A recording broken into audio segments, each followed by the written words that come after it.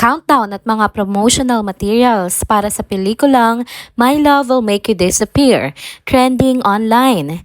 Tandem ni Bella Padilla, Kim Chu, Jong Hilario at Vong Navarro, kinagigiliwan ng mga netizens. Kim Chu, binati ang parents ni Paolo Avellino on air. Tara, kwentuhan muli tayo.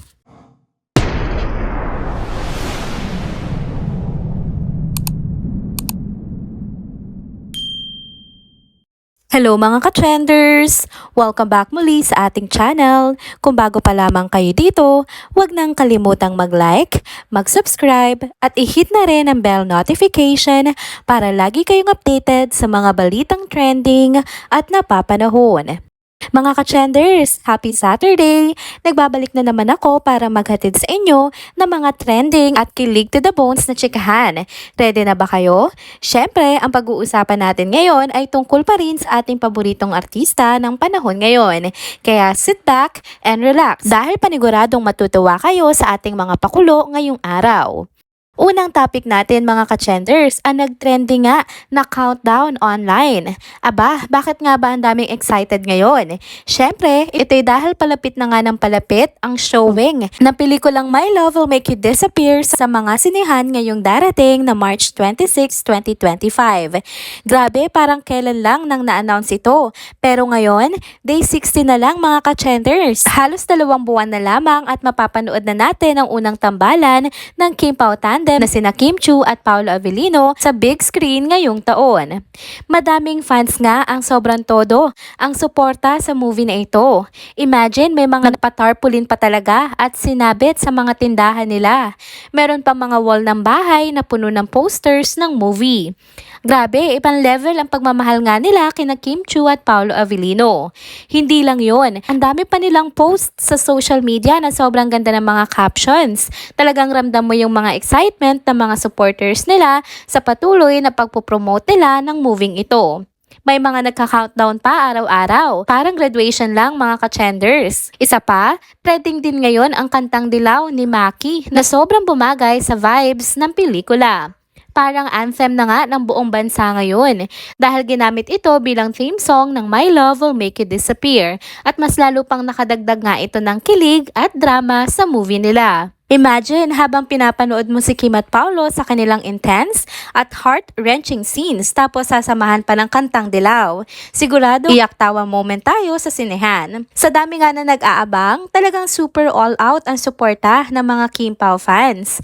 May mga nagsasabing halos araw-araw nilang panoorin ang teaser ng pelikula sa YouTube. Yung iba naman, nagda-download ng mga behind-the-scenes photos ng dalawa at ginagawa pa itong wallpaper ng phone nila. Nakaka-amaze din kasi ang chemistry nila kahit sa trailer pa lang. Tapos, ang ganda pa ng concept ng movie. Sobrang kakaiba at parang ang dami pang hugot. Kung hindi mo pa napapanood ang trailer, naku, ano pang hinihintay mo? Sabi nga ng ibang netizens, mukhang ito na raw ang magiging must-watch movie ng 2025. Kaya markahan na ang kalendaryo mga ka-trenders, March 26, 2025. Save the date dahil siguradong puno ang mga sinehan sa araw na yan. Magdala na rin kayo ng panyo kasi tiyak may iyakan sa mga eksena ng Kim Pao. Next topic naman tayo mga ka-trenders. Alam nyo ba na marami na nakakapansin sa nakakatuwang chemistry ng 4 na host ng It's Showtime sa segment nilang Sexy Babe? Talagang ibang level ang kilig at aliw na hatid ni Bella Padilla, Kim Chu, Jong Hilario at Vong Navarro. Parang perfect combo sila sa pagpapasaya ng madlang people. Kung avid viewer ka ng It's Showtime, mapapansin mo rin siguro na medyo matagal-tagal na nga ring absent si Vice Ganda sa programa. Noon pa man, madalas nang sinasabi ng ilang netizens na mahihirapan daw ang show na mag-survive kung wala si Vice dahil siya nga ang parang life of the party ng programa. Pero ito na nga ang nakakagulat. Unti-unting na-enjoy na rin ng viewers ang bagong tambalan ng 4. Hindi rin talaga maikakaila na may natural na kulitan at tawanan itong 4 na hosts na ito. Si Bella Padilla na bagamat hindi laging nakikita sa noontime show ay napakagaan panoorin at napaka-natural ang wit. Si Kim Chu naman as always, masayahin at palaging game sa kulitan. Si Jong Hilario, with his classic humor, ay palaging may baon na jokes na swak sa masa. At si Vong Navarro, syempre, steady at consistent sa pagpapatawa at pagbibigay ng energy sa It's Showtime stage. Sa ngayon, hindi masyadong random ang absence na Vice Ganda at Ann Curtis, kahit paalam naman nating lahat na malaking bahagi sila ng programa. Si Vice Ganda ay nasa kanyang bakasyon at deserve naman niyang mag-relax. Si Ann Curtis, busy din sa kanyang taping para sa teleserye na tiyak na inaabangan din ng kanyang mga fans. Pero sa kabila nga nito, hindi naiiwan sa ere ang madlang people dahil nandyan pa rin ang ibang hosts na nagbibigay ng saya at aliw sa kanila. Siyempre, hindi ibig sabihin nito na hindi namimiss ng fans sina Vice at Ann. Pero for now, mukhang sapat na muna ang kasiyahan at tawanan mula kina Bella, Kim, Jong, Vong at ang iba pang mainstay host ng programa.